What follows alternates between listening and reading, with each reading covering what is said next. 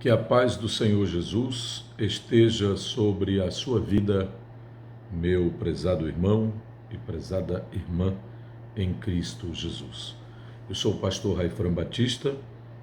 Pela graça de Deus, estou pastoreando a Assembleia de Deus na cidade de Santa Inês, estado do Maranhão, igreja filiada à CEADEMA e à CGADB. Hoje, com a graça do Senhor nosso Deus, queremos levar até você mais um breve comentário da nossa lição de adultos, da nossa escola bíblica dominical. Estamos estudando neste terceiro trimestre de 2021 um importante assunto sobre a história dos reis de Israel e de Judá, na verdade, naquele período difícil do reino dividido, e procurando descobrir o plano de Deus, as lições de Deus, as orientações de Deus para aquela nação em meio à crise vivida pela nação de Israel. Está sendo estudado o plano de Deus para Israel, mesmo percebendo-se nitidamente a infidelidade da nação. E aí aprendemos as correções e os ensinamentos divinos no período dos reis de Israel. Hoje vamos estudar a lição 9 sobre o reinado de Joás. O texto bíblico que embasa, que alicerça a lição de hoje é 2 Reis, capítulo 11, versículos de 1 a 3, também o capítulo 12, versículos de 1 a 5 e os versículos 17 ao 21. Diz o texto nesses três primeiros versículos que, vendo, pois, Atalia, mãe de Acasias, que seu filho era morto, levantou-se e destruiu toda a descendência real.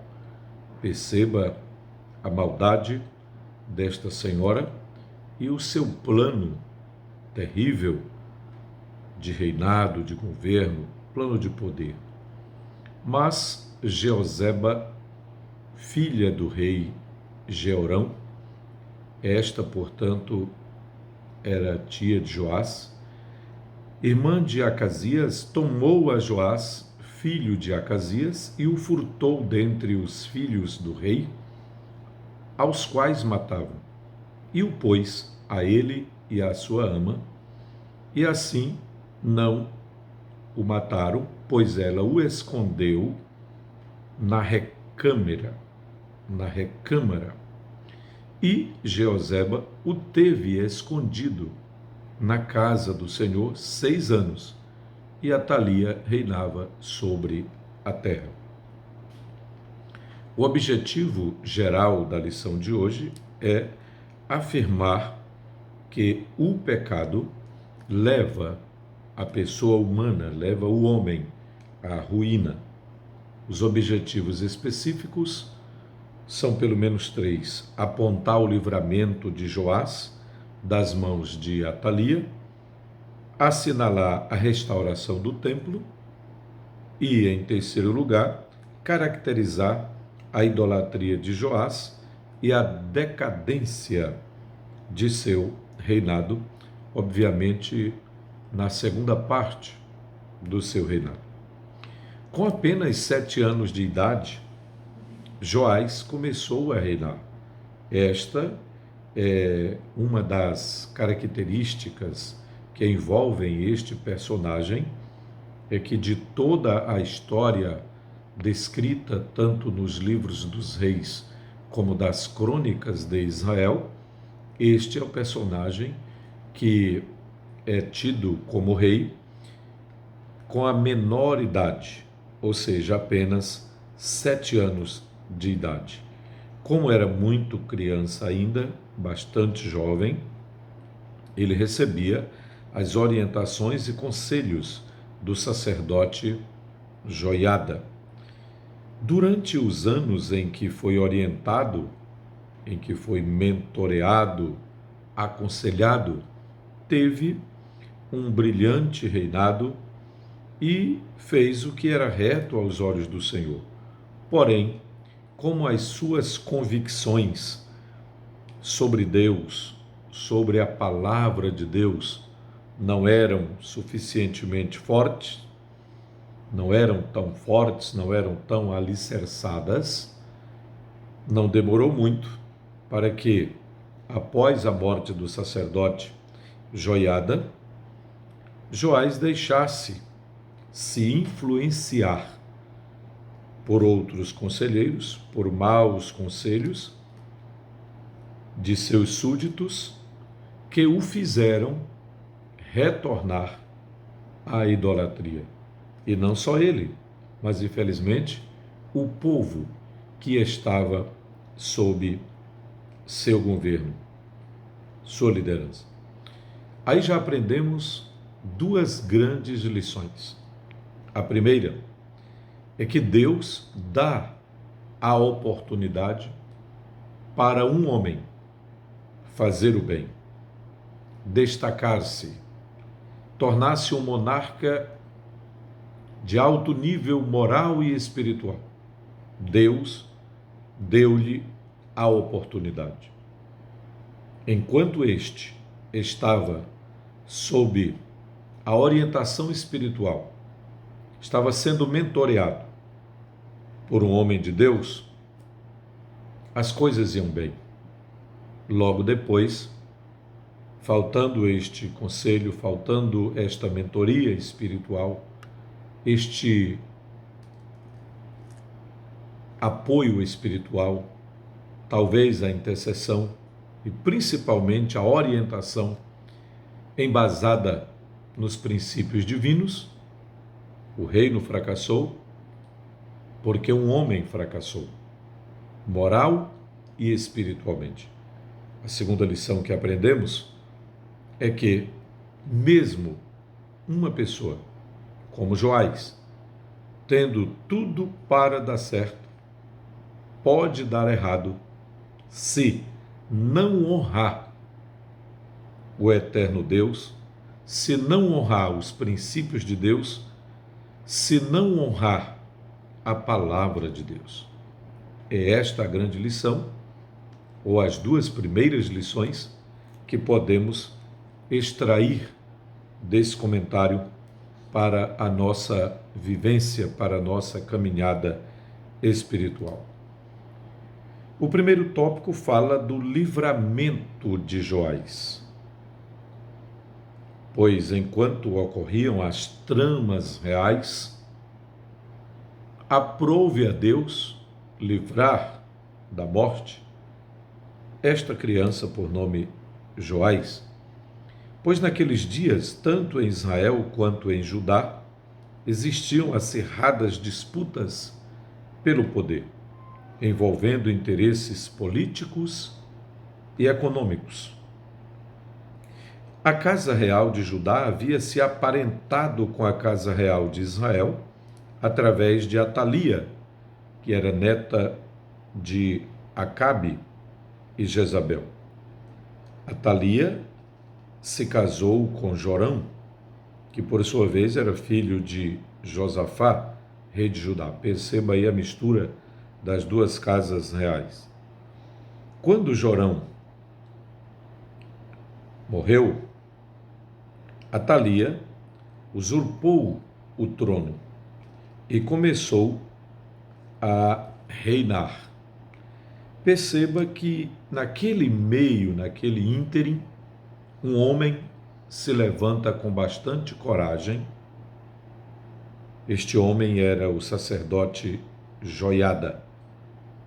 Ele livra Joás da morte, tirando ou fazendo escapar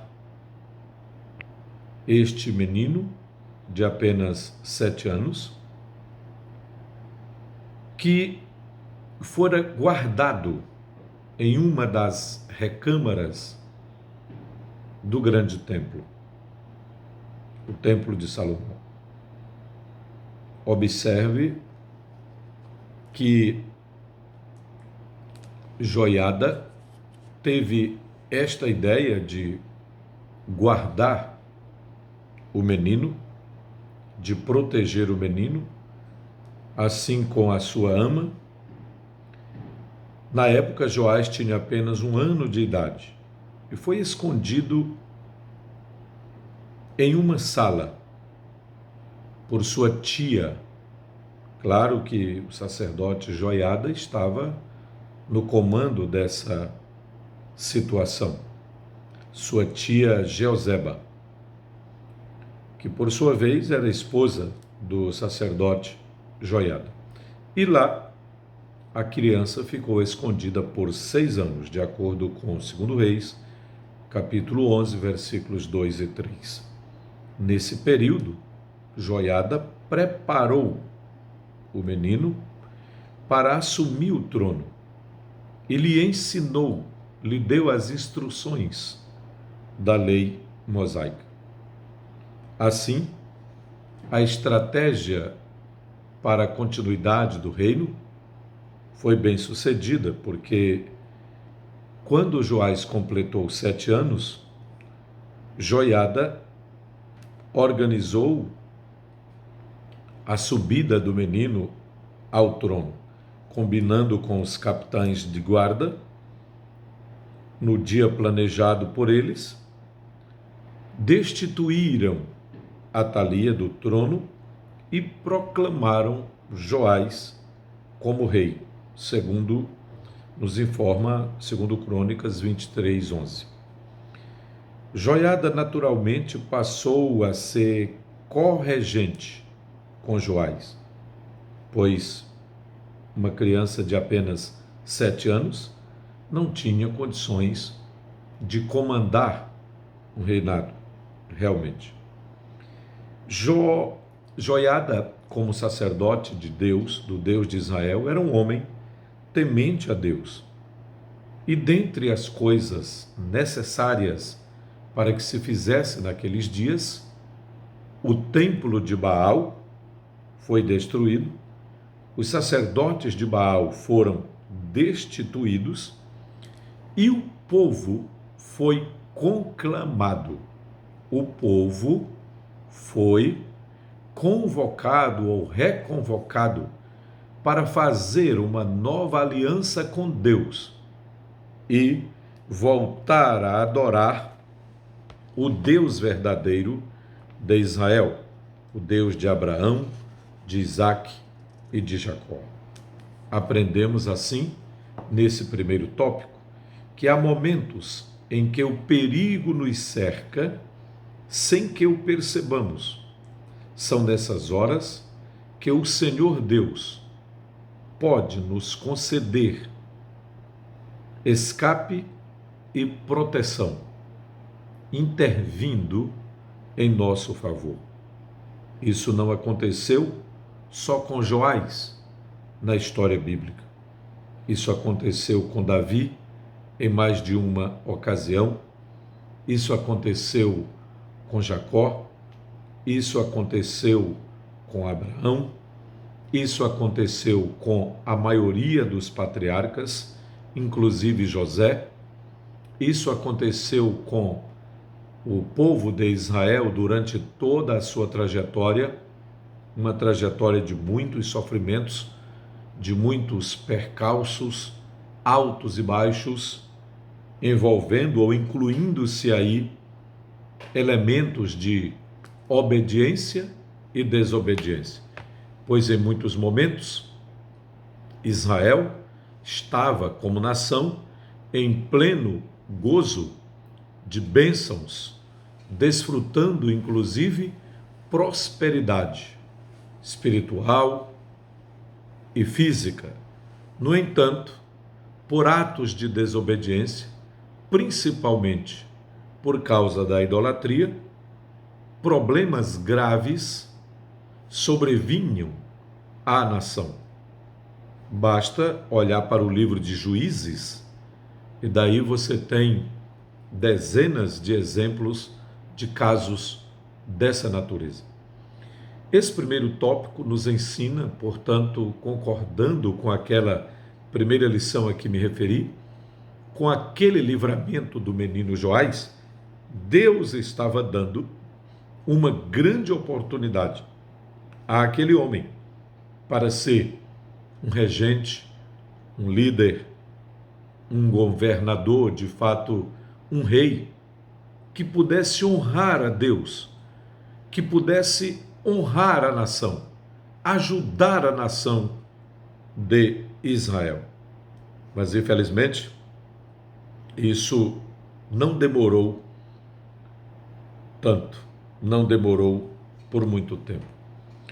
Mas o reinado de Joás, que é o segundo tópico, é o assunto do segundo tópico, teve algumas ações extraordinárias que trouxeram louvor e honra a Deus. Uma delas foi a restauração do templo e, por sua vez, aquela restauração, aquela reparação, aquela reforma trouxe também um avivamento espiritual que proporcionou a muitas pessoas uma volta ao verdadeiro culto a Deus. De fato, no primeiro momento, na primeira parte do reinado de Joás, esse foi o grande resultado espiritual. O reinado de Joás foi próspero, e muito próspero, enquanto Joiada o aconselhava. Como a adoração a Baal havia sido muito incentivada pelos reis anteriores, nenhuma manutenção fora feita no templo do Senhor, e por isso estava em condições precárias, precisando de fato de uma reforma, de uma restauração. Logo, Joás incentivou o povo, e especialmente os sacerdotes, a arrecadarem ofertas para a manutenção do templo. E aí há um detalhe que se destaca naquela grande campanha de arrecadação, que foi a fidelidade com que os sacerdotes e os tesoureiros reais administraram aquele dinheiro. Numa época difícil como aquela, destacou-se o caráter moral dos sacerdotes e dos tesoureiros reais. Numa época como hoje, este exemplo dos funcionários de Joás é um importante modelo a ser seguido para desfrutarmos também das bênçãos de Deus e da prosperidade de sua obra aqui na terra. Porque já sabemos que Deus, para viver, para reinar, para governar sobre a terra, como um ser espiritual, Deus não depende e não precisa de dinheiro para continuar sendo Deus, mas a sua obra na terra precisa, o seu trabalho na terra necessita, visto que é feito por pessoas humanas dependentes. E, neste caso, aprendemos aqui nessa história que, quando os sacerdotes e os tesoureiros reais foram encarregados daquela missão, houve uma grande provisão. Todos os recursos foram aplicados adequadamente. O nome do Deus de Israel foi glorificado e as pessoas foram honradas por fazerem tudo adequadamente, honrando inclusive a aplicação correta dos recursos. Não importa a quantia que está sendo administrada, Deus jamais se agradará de qualquer subtração de valores financeiros ou vantagens pessoais. A palavra de Deus incentiva a prática da fidelidade. Está escrito em Provérbios capítulo 3, versículos 3 e 4. Não te desamparem a benignidade e a fidelidade. Ata-as ao teu pescoço, escreve-as na tábua do teu coração, e acharás graça e bom entendimento aos olhos de Deus e dos homens. A fidelidade enobrece a alma e traz respeito a quem a pratica. De fato, a fidelidade é uma das exigências do próprio Deus. Próprio Jesus contou parábolas a esse respeito e aplicou os princípios da fidelidade, dizendo-nos que vai chegar o dia em que os servos fiéis ouvirão o Senhor dizer: bem está, servo bom e fiel. Como tu foste fiel no pouco, sobre o muito eu te colocarei. Entra na alegria do teu Senhor. Que esta lição de fidelidade dos sacerdotes, dos arrecadadores, dos responsáveis pela administração dos recursos que estavam sendo organizados para a aplicação na reforma da casa, do templo de Deus. Que exemplo extraordinário! Que esta lição seja para nós um parâmetro, um exemplo de atitudes que agradam a Deus. Não importa o tempo, não importam as circunstâncias, o nosso Deus é o mesmo e Ele está pronto para honrar a minha e a sua fidelidade na sua presença. Quando o nome do Senhor é honrado através da fé, da obediência e da fidelidade, há também prosperidade na casa de Deus. Há também um crescimento visível em vários aspectos e o nome do Eterno é glorificado. Bendito seja o Senhor para sempre. Assim, aprendemos no segundo tópico que aqueles que administram os bens destinados para a obra de Deus devem fazê-lo com dedicação, com verdade, com amor, com justiça, com adequação e especialmente, muito especialmente, com zelo, com fidelidade, com integridade, pois Deus honra a integridade dos seus filhos. Deus honra a integridade dos administradores e Deus faz a obra prosperar por amor ao seu nome e pela honra da fidelidade. O terceiro tópico da lição de hoje fala da conspiração contra Joás. É claro que essa conspiração ocorreu já depois de um certo tempo que o reinado vinha entrando em decadência. E por quê? A história de Joás nos revela que ele não tinha firmeza em suas convicções e se deixava levar facilmente por qualquer sugestão. Perceba isso em 2 Crônicas 24:17. Aí aprendemos uma lição. É que um verdadeiro líder, um líder eficaz, um líder equilibrado, não pode se deixar levar por qualquer conversa, por qualquer coisa como ouvir dizer, alguém disse, que alguém falou, que alguém teria dito. Não. Essa postura não faz parte das atitudes de um líder equilibrado e eficaz. Joás era incentivado não apenas em questões do dia a dia, coisas corriqueiras, mas principalmente no quesito fidelidade a Deus, adoração a Deus, pois dentre os seus liderados havia alguém que o incentivava a voltar à idolatria. E infelizmente ele entrou por esse caminho, trazendo assim a derrocada, trazendo assim o fracasso para a sua administração. Quando o sacerdote Joiada morreu, o rei não conseguiu manter-se inteiramente fiel ao Senhor e passou a adorar ídolos. Perceba que tristeza, que fraqueza na vida de um homem, passou a confiar em suas próprias forças, conforme 2 Reis 12.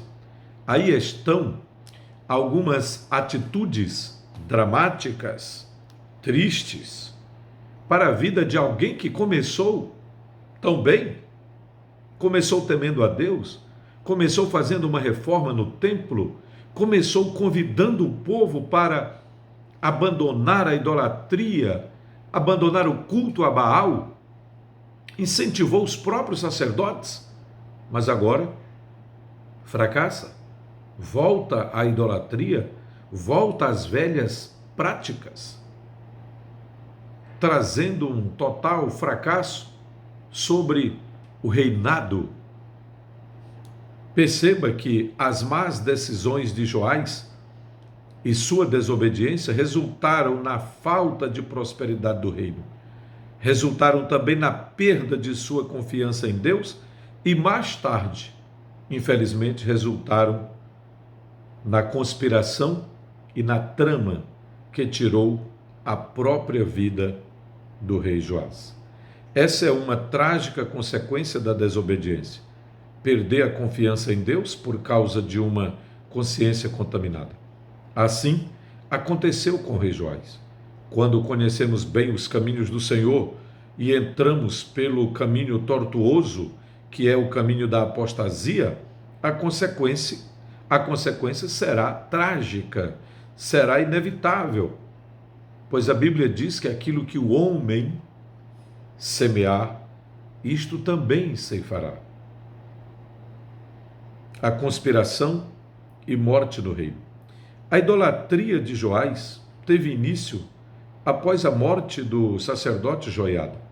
O rei, em vez de seguir tudo o que o sacerdote lhe ensinara, passou a tomar conselhos com os príncipes de Judá. Esse foi o seu fracasso, o início do seu fracasso. Abandonou o Senhor e se voltou aos ídolos. Sua capacidade de discernir estava tão prejudicada que, ao ser repreendido por Zacarias, filho de Joiada, o matou. Que tristeza! Ele teve coragem de matar um profeta porque o repreendeu, o advertiu.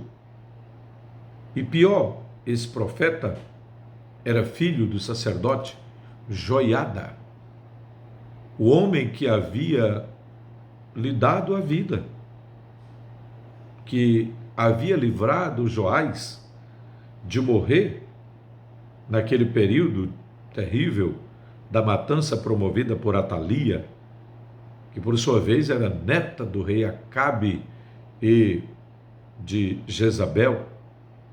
Perceba o quanto Joás procedeu mal, ordenando a morte de Zacarias.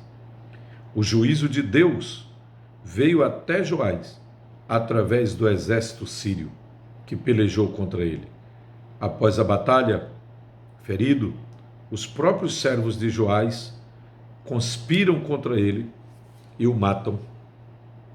Assim, foi o seu triste final, porque não permaneceu fiel a Deus. Trouxe um enorme fracasso para o reino, para a sua liderança. Quão perigoso é abandonar os bons conselhos do céu para buscar os maus conselhos terrenos. Não podemos deixar de discernir as coisas do Espírito, pois a palavra de Deus nos diz que nós temos a mente de Cristo.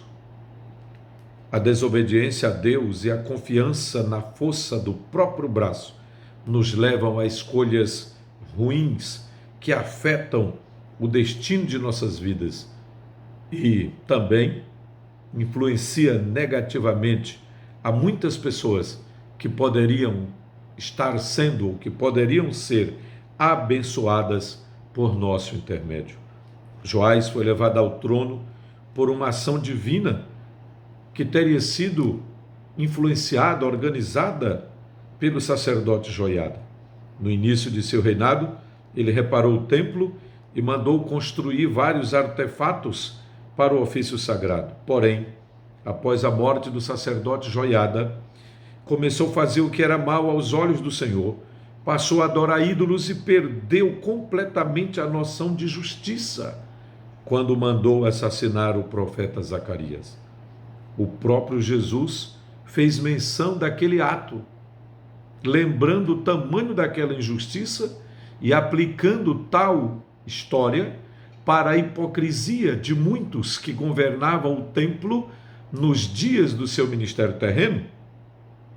Jesus fez uma aplicação terrível sobre a falta de visão espiritual, de discernimento espiritual, especialmente de justiça atrelada ao caráter de Deus, coisa que faltava nos líderes religiosos, na maioria dos líderes religiosos dos dias que Jesus viveu na terra. O reinado de Joás entrou em decadência e ele acabou assassinado por 2 de seus servos, depois de haver ordenado a morte de um profeta do Senhor. Trouxe ainda maiores dificuldades para a sua própria vida e para o seu reinado. A história de Joás nos ensina que nem tudo que começa bem termina bem. A história de Joás também nos faz refletir que, aplicando para a liderança espiritual, aplicando para a liderança eclesiástica, podemos extrair daí uma lição extraordinária para a vida de qualquer pessoa. Escute. Começar bem é fácil. Continuar bem por algum tempo é razoavelmente fácil. Mas começar bem, continuar bem e terminar bem é difícil. Não é fácil, mas é possível se continuarmos com humildade, fidelidade, com fé, perseverança e dependência do Deus Todo-Poderoso. A Ele a glória, o louvor e a honra para todo sempre. Que Deus tenha misericórdia de cada um de nós. Que Deus tenha misericórdia da nossa nação. Que Deus tenha misericórdia de sua igreja. Que Deus tenha misericórdia da liderança de sua igreja. E que saibamos agradar aquele que nos chamou. Saibamos agradar aquele que nos convocou para uma tão excelente obra de proclamar a sua palavra, proclamar o seu reino e vivermos para ele aqui na terra. Até a próxima lição, se Deus nos permitir. A paz do Senhor Jesus.